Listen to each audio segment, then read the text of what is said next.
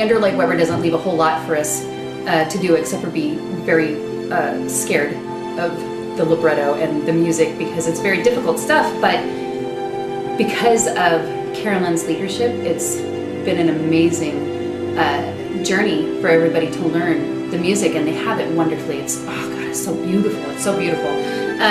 So the dedication of the cast and crew has been amazing, because we've been working our butts off for weeks on end, and it actually hasn't been that long. It just seems longer because we end up with these really long nights, but they never complain. The cast never complains, the crew never complains, and it's the most glorious thing I've ever worked with. Che is a completely different character than anything I've ever done before. Vocally, it's way beyond what I thought I had in my range a few years ago, but it's kind of coming back to me, which is great. It's been a lot of fun to take him as a native of Argentina and put him into this show is really fun, because you're playing a real person, but at the same time you have more liberty with it than you would if it was an actual biography on Che, because Che, as the narrator, as just an inset of someone who wasn't actually present during all of these events, you get to play with it a little bit and kind of imagine maybe what he would have done. There is no set, this is what Che said about this is what he did, this is how he reacted about it.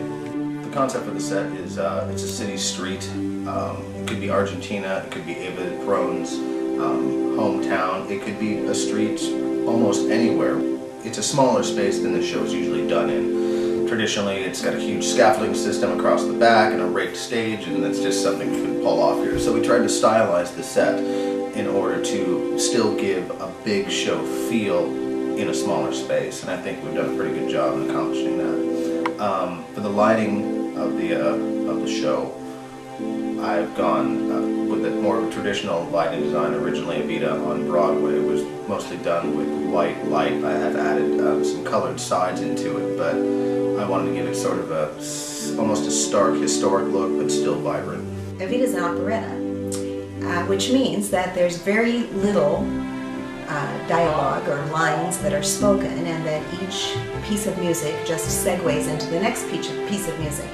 And one of the difficult things that Andrew Lloyd Webber did in this musical is the key changes and the transitions.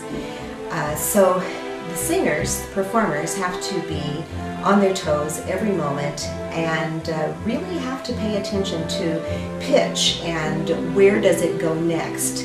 Metrically, it's a difficult piece, 6/4 time and 4/4 time and 7/8 time and all kinds of different meter, which makes tracking your part as a performer very, very difficult. And because it is an operetta, there's a lot of recitative where they just sing, they tell the story and advance the story with bits in between the actual melodic songs that really don't have meter.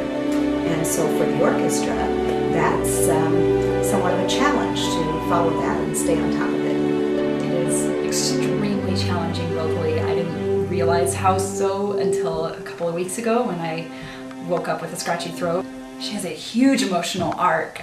She starts out as this 15-year-old girl, and you can't really say she's innocent, but with kind of this purpose of becoming a movie star, and goes from that to finding Perón and switching her goals to more political, to really loving Perón and loving the people so much that she served. She really did love the people so much, and she did so much to give for them. She literally killed herself doing things for other people, and she worked herself into her grave. If she had taken the time out to take care of herself and get the surgery that she needed, that she was told that she needed, she wouldn't have died.